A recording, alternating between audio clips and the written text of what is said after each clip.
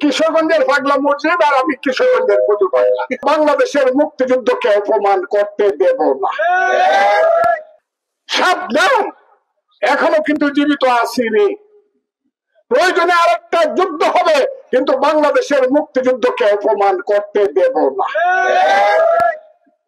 সেই সময় কয়েকটা মৌলবী হেন আইছিল, আমির হামজা আমার কি এরপরে আজহারি করতেছে, এই একটা পাগল বাড়ি, সে নাম কি, নাম কি, ওর চিনি না, নাম নাকি ফজু পাগলা। আমি হয়ে গেলাম ফজু পাগলা। ফজু পাগলা বলে না, আমি বললাম ডাক ফজু পাগলা, ডাহস না কেন ফজু পাগলা আমারে। কারণ বাংলাদেশে একটা মসজিদ আছে, পাগলা মসজিদ আছে, কোথায় আছে? কিশোরগঞ্জে। এই পাগলা মসজিদে যত টাকা মানুষ দান করে মাসে, কোটি কোটি টাকা, এত টাকা বাইতুল মুকাররমে দান করে না, করে? তাহলে পাগলা মসজিদের দামটা তো বুঝছেনই। কিশোরগঞ্জের পাগলা মসজিদ আর আমি কিশোরগঞ্জের ফজু পাগলা। কথাটা বুঝছেন? এখন আর পাগলা কয় না, আমার পাগলা কয়।